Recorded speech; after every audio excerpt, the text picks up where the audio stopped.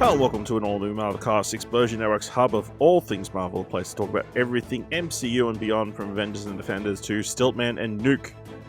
I'm Ashley Hobley, your podcast host without fear, and joining me today is the astonishing Dylan Blight. Stiltman. Yep. What's that, stills. pal? Is that okay? What else do you want me to say? Oh, I don't know. No, right. No, my just bad. So you can get very tall. My bad. Very tall. You're very good. Today, we're kicking off our prelude to Daredevil Born Again, our lead-in to our coverage around that series. We'll be talking about each episode every week for its 9-episode run, I believe, on Disney+. But today, we're talking about the OG film, the Ben Affleck film, Daredevil. Don't know why you built it up like that, but that's fine. I don't know why I did that either. Alright, so let's just dive straight in. Please be aware we'll be freely discussing everything about the plot themes and ending of the movie. So if you haven't watched it, come back later. Of course it is streaming on Disney+. With that said, let's jump into Daredevil. I prowl the rooftops and alleyways at night, searching for justice. Blind justice. A guardian devil. I was 12 years old. I had lost my sight, but I got something back in return. My remaining 4 senses functioned with superhuman sharpness. I could hear a whisper a block away, but the most amazing of all was a kind of radar sense.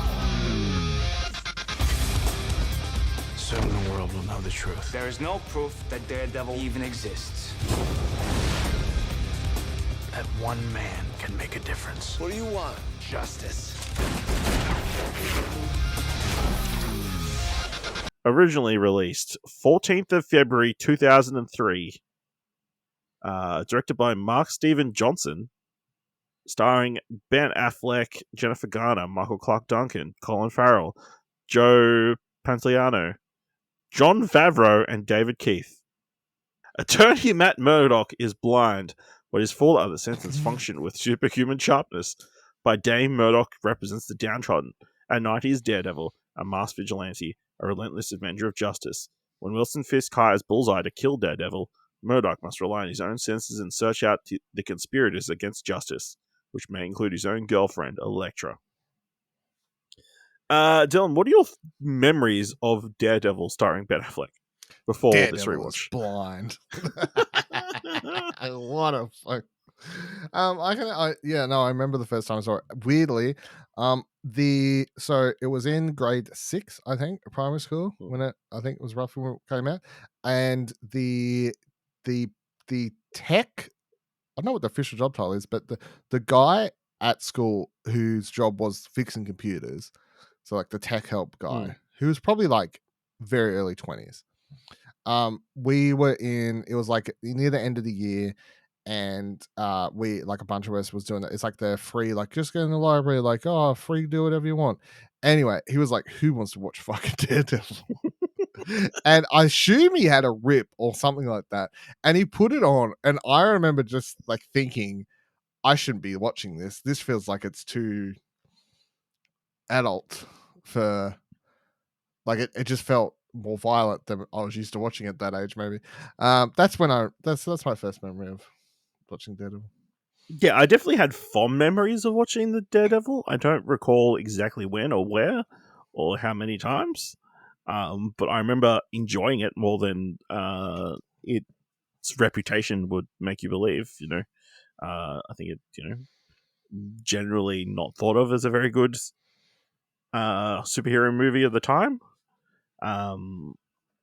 So what are your thoughts now, having already watched Daredevil in 2025? Oh, it's fucking terrible. It's not beating around the bush. This is a terrible film for a multitude of reasons. But I mean, I think the number one thing that stands out in, a world post, like, after this, obviously we've had the series, Netflix series that's now coming back, and like that's a good version of the character. And I'm watching this, and the first time he just like jumps off a fucking building and like lands 20 million meters below and just is totally fine. I'm like, oh, like I don't know if they're aware of what his powers are. Landing. He's really good at landing. He like slides down a building, like does a triple backflip, like there is some ridiculous shit in this that he does that just isn't in line with like his powers, like his thing. Like you can be as good at reflexes and whatever you want, but my dude still just got bones, right? You know. It's just so weird to watch it, you know, like especially like again, You can't post on like Netflix. change your impacts by like your reflexes or whatever. No. Is it like post that Netflix series where they get like the ground, like the eye, like because he's supposed to be the, you know, the grounded group of Marvel superheroes, and Daredevil fits into that, whatever they call that. Like, and obviously they do that so well in that series. You know, they have all these like, you know, everyone talked about the corridor fight from season 1 and whatever. Like, he's a dude who fights well, and you know, like he'll fucking leap across a building, but it's not unrealistic. It's just like because he has no fear, right? Yeah, so that was really annoying me. I'll be honest, for a lot of the movie, which is why it's come up straight. I'm just like, what are we doing here with this CGI? And I was the part where fucking Bullseye like comes at him, he like back triple flips over the top of the bike, and what are we doing here? I never miss. I never miss. Yeah. And then also there's like some weird relationship stuff in this. Like, I think Jennifer Garner is good. I think you can tell that she practiced the role, and you know, all points to her, and I'm glad she got to come back and whatever else, because obviously her Elektra movie is worse than this somehow. That came out I think a couple of years after this. Yep. She's, you know, I think she does as well as she can. She's probably my favorite thing in it. Like I think she does a good job at attempting to bring that character some justice, and you can tell. Yeah, again, I just feel like you can tell she's done well practicing the martial arts and whatever else. But there's something just weird. Like I'm watching this, and the fucking like he's sitting there and he like senses the hot girl working or whatever. I'm like, what is that in your skill set? And then like it's just, oh, I can smell the fucking perfume. But I'm like, let's just pull this back a minute. But it's like only hot women wear perfume. Yes. How weird is that? Or you're saying that hot women have specific pheromones? Yeah, so that's a whole thing that could be unraveled. But then she's like, I don't want to talk to you. I'm just going to walk off. And he's like, you know the best way to get a girl's number? I'm going to fucking beat her up. Like... I mean, that is maybe the most campy thing that's been in a modern superhero film. The whole like... playing around. Yeah, I feel like obviously at the time it's like them play fighting. It's like, oh, this is pretty sexy. But I gotta be honest, you're imagining somebody like watching from the side. Yeah. Going, what the fuck are these two people doing? But, you're imagining you're that little kid on the swing? What? Yeah, that. But also, you know, watching in year 2025, I'm like, this just feels weird. Tonally a bit all over the place. It's just odd. Yeah, and then they basically do none of the stuff about him being a good lawyer. You get like a couple scenes of him talking to Jon Favreau as Foggy, which is crazy. But you never see. I completely forgot was the thing. So did I. So, but you never see him doing anything to show that he is really a good lawyer. Like it's just like they throw in one scene to cover that basis, and then you know they just throw everything. Like Fisk is never really built up. I don't know. I think that you're hitting at the key point of the problem with this film is just trying to do too much and fit too much about the character into what, like 90 minutes does it end up being? Right. 103. Long, so. 103 minutes, or what? Now 40. Just a lot. Everything kind of feels rushed. The Kingpin is not like a super imposing figure. The whole romance is like super 1 to 100 miles per hour. You never get to see him be a lawyer. You never get to see him like really like be kind of the detective kind of character that we kind of know Devil as. He's just the flippy dude who comes in and just beats people up, you know. That's his thing. But yeah, I mean, it was interesting enough. I think Ben Affleck isn't terrible as Daredevil. I think, you know, he's fine, serviceable. Probably not a great fit. I I will say I feel like it's a very inspired choice to have Michael Clarke Duncan as Kingpin, and probably was the thing that kind of set a precedent of, oh, we can switch up these characters. We don't need to go 100% likeness. You know what I mean? Because I can't think of an earlier character where the character has been swapped racially. You know what I mean? If this movie came out today, they would D.I. have its teeth. D.I. This more is bullshit. why the fucking planes are crashing, Ash, because of this. Yeah. You can track all of your issues to Michael Clarke Duncan. Yep, in this movie.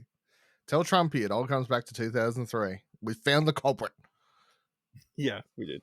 I will say I enjoyed the mute cute aspect of Elektra and Matt Murdock. What is mute cute? No, like the banter in the coffee shop of, oh, can you pass the honey? Oh, what are you? Blind? Yes, I'm blind. Hilarious. Leave me alone. No. You know. Fight me. You know. I will kick your ass if you do not give me your number. He needs to go to jail. But she's into it, which is, you know, he found somebody who matched his kink, you know, who matched his freak. Colin Farrell. I mean, never miss. He's definitely bullseye.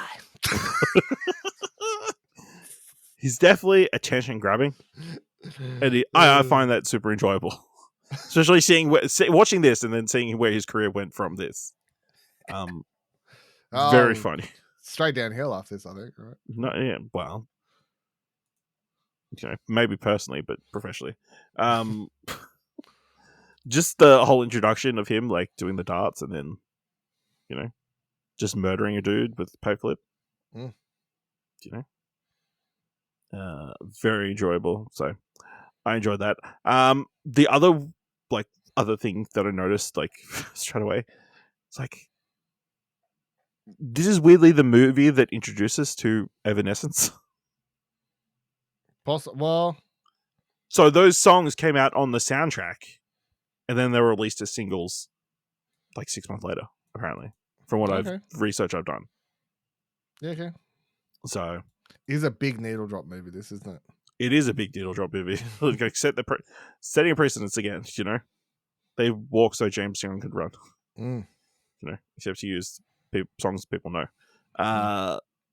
Yeah. I will say, suit looked good. Like, I'm sure it was completely impractical and not very fun to be in. But, like, it's very comics accurate-esque. You know? With the D's on the chest and all that, you know? Mm. So, it was, the other weird casting bits, obviously, Joe Pantoliano as Ben Affleck. Like, that's the dude from The Matrix, right? That sells him out. now he's the journalist, the maybe he's good, maybe he's not good journalist. Mm. And then Ellen Pompeo from Grey's Anatomy is Karen Page for one scene, I think. For one scene. Yeah, very interesting. But yeah, it's just a very rushed, very fast film. How do you feel like they presented the sonar thing? I thought that was reasonably good with like the thing I remember from the movie is, oh, it's about to rain. Could you stand in the rain so I can see what your face? It's dumb. I don't like it. I feel like it, because the thing is, if you describe Daredevil, right, these powers, I think it's that thing of trying to visually do it. It's not as the way they go about it, because it's just, if you just like, his Daredevil gets such a thing, and then he gets like ultra senses, so that enables him to basically be able to see. It's kind of like if he could see what's coming because his senses are so good. And they're like, that's great. What we'll do is he's just got sonar. Yeah. Like, it just feels like such a dumbed down way. And they obviously dumbed it down for the movie purposely, but I just feel like it's a bad way of presenting his powers. No, that's fair. I will say he's super on the flips very early on, and I want to know who taught him to flip. Because he's blind as a kid, and then he's just flipping over those boys. Yeah.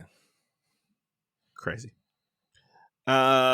Interesting Kevin Smith cameo, which makes sense given that he was someone He was writing the comic book. He was writing the comic book, the Marvel Knights one that kind of revitalized the character. Mm-hmm. Anything else you want to talk about the film? Not really. I would rather never watch it again. And it took so long until we got that Netflix series, and then that is now. I'm like, that's it. Mm-hmm. You know. Yeah. I will say, interesting fact reading up on the movie, much like every other Ben Affleck superhero movie, there was a director's cut of Daredevil, which apparently added an extra 30 minutes of content and would have made the movie more R-rated. Reading from Wikipedia, one of the biggest changes to the film was the addition of a subplot involving a drug addict, played by Coolio, who was charged with killing a prostitute informer who was feeding Eric info on the Kingpin. The subplot was missing from the theatrical version of the film, but is present in the novelization by Charlie Cox, published in 2003. Comic book enthusiasts have gauged the director's cut as one of the better recuts of a superhero film. Never watched it. Don't know where you'd watch it. You'd have to I don't know how you could possibly find it other than... Yeah, it's not streaming anywhere. Unless you can find a DVD from 2004. Yeah. Or, no, there was a Blu-ray version apparently released from 2008. So I would watch it because I too... You're curious. I'm curious. Like, I too, when I took to the Wikipedias after watching the movie, I did see people saying that that's apparently so much better. And I'm like, I don't feel like it's potentially the subplot, sure. But I'm like, maybe committing to like a full R rating and not worrying about like a darker tone maybe would have helped. Don't know. We'll never know. Because we're probably never going to watch Daredevil again. I'm looking now. While you're doing that, please let us know what you think of the 2005 Daredevil by letting us know on Blue Sky at explosionnetwork.com or find us on other social media at ExplosionPod. If you want to help us out here at All New Marvelcast, leave us a review on Apple Podcasts or on Podchaser. Leave us 5 stars at any point, leave 5 stars, or just tell people about the show.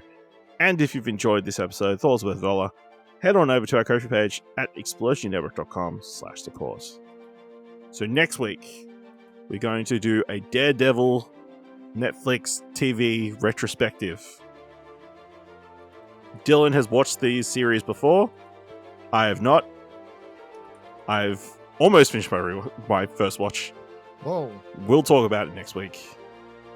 So make sure to join us next time for another All New Marvelcast.